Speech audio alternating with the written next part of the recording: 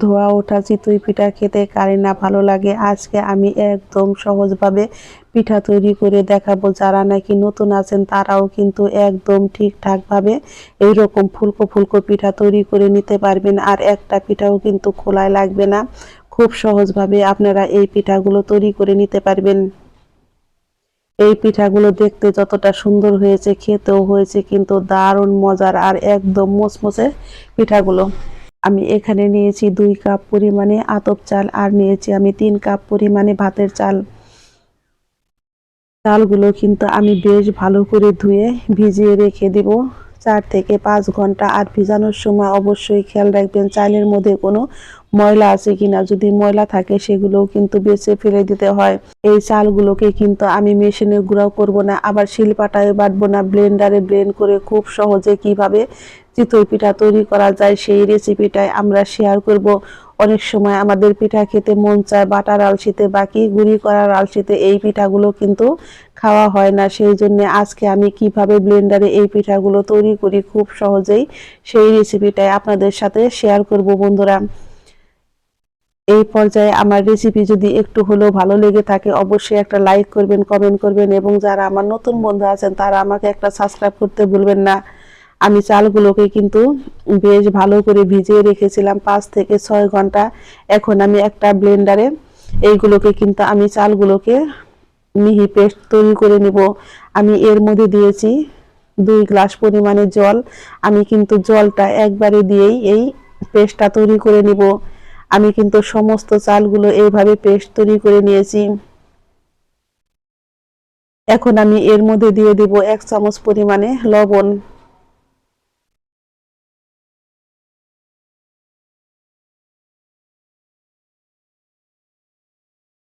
লবণটা দিয়ে কিন্তু আমি গুলাটা বেশ ভালো করে গুলিয়ে নিব। আর লবণটা ঠিকঠাক দিতে হয়, কারণ লবণটা যদি ঠিকঠাক দেওয়া না হয় তাহলে কিন্তু পিঠাটা খেতে মজা লাগে না। ব্লেন্ডারে ব্লেন্ড করার পর আপনারা কিন্তু অবশ্যই এই গুলাটাকে রেস্টে রেখে দিবেন আধা ঘন্টা। আধা ঘন্টা এইভাবে রেস্টে রেখে দিলে পিঠাগুলো কিন্তু একদম পারফেক্টভাবে ফুলবে। এটাও কিন্তু একটা টিপস। আমার যখন বিয়ে হয়েছে তখন কিন্তু আমি কোনো কিছুই বানাতে পারতাম না।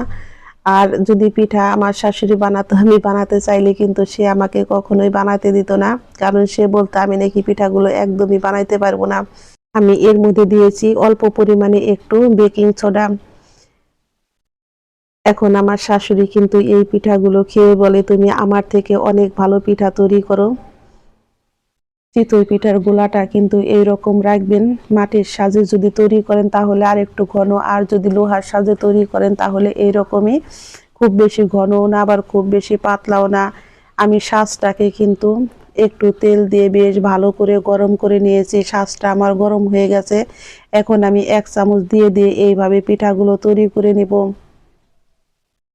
পিঠা তৈরি করা কিন্তু খুবই সহজ। চোখ বন্ধ করেও কিন্তু আপনারা এই পিঠাগুলো তৈরি করে নিতে পারবেন। আমি এখন ঢাকনাটি দিয়ে চুলার আঁচটাকে মিডিয়াম টু লোতে রেখে পিঠাগুলো তৈরি করে নিব। এই পিঠাগুলো যখন বানাবেন তখন কিন্তু চুলার আঁচটাকে একদম হাই হিটে করে দিবেন না, তাহলে কিন্তু পিঠাগুলো ফুলবে না, ভিতরে কাঁচা থেকে যাবে আর শক্ত শক্ত থেকে যাবে। আমি কিন্তু একবার দেখে নিয়েছি যে পিঠাগুলো ঠিকঠাকভাবে হয়েছে কিনা। পিঠাগুলো আর একটু সময় লাগবে, সেই জন্য আমি চুলার আঁচটাকে একটু বাড়িয়ে দিয়ে এখন কিন্তু পিঠাগুলো আমার একদম পারফেক্টভাবে তৈরি হয়ে গেছে। আমি এখন চুলায় থেকে নামিয়ে নেব। আর নামিয়ে দেখাচ্ছি বন্ধুরা, দেখুন পিঠাগুলো কত সুন্দর ফুলকো ফুলকো হয়েছে। এইরকম ফুলকো ফুলকো পিঠা তৈরি করতে গেলে অবশ্যই বন্ধুরা আপনারা একটু ধৈর্য সহকারে পিঠাগুলো তৈরি করবেন। আর যখন ব্লেন্ডারে আপনারা চালটা গুঁড়ো করে নেবেন তখন কিন্তু অবশ্যই একটু গরম জল ব্যবহার করবেন, তাহলে পিঠাগুলো কিন্তু ফুলকো ফুলকো হয়। আমি এইভাবে কিন্তু সমস্ত পিঠাগুলো উঠিয়ে নেব। আপনাদের সুবিধার জন্য আমি আবারও কিছু পিঠা তৈরি করে দেখাবো বন্ধুরা। এই রকম ভাবে আমি একটা চামচ নিয়েছি আর চামচে 1 চামচ করে দিয়ে দিয়ে কিন্তু আমি এইভাবে সাজে পিঠাগুলো তৈরি করে নিব। আর সাজে পিঠাগুলো তৈরি করা কিন্তু একদম সহজ, খুবই অল্প সময়ে একদম ঝটপট হয়ে যায়। আমি এখন ঢাকনা দিয়ে ঢেকে চুলার আঁচটাকে মিডিয়াম টু লোতে রেখে পিঠাগুলো তৈরি করে নিব। পিঠাগুলো দেখুন কত সুন্দর ফুলেছে। আমার কিন্তু একটা পিঠাও নষ্ট হয় নাই বন্ধুরা, দেখতে পাচ্ছেন প্রত্যেকটা পিঠাই কিন্তু একদম ফুলকো ফুলকো হয়েছে। এই পিঠাগুলো দেখতে যেমন সুন্দর হয়েছে, খেতেও হয়েছে কিন্তু অসাধারণ মজার। আমি এইভাবে সমস্ত পিঠাগুলোই তৈরি করে নিব।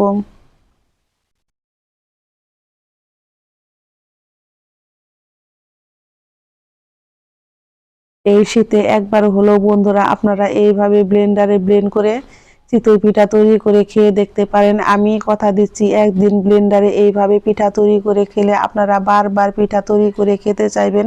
ধোয়া ওঠা মুসমুসে গরম পিঠা খেতে কারি না ভালো লাগে বন্ধুরা, যে খেতে চায় না সেও কিন্তু 4-5টা পিঠা খালি খালি খেয়ে ফেলবে, এতটাই মজার হয়। আমি এইভাবে সমস্ত পিঠাগুলোই তৈরি করে নিব।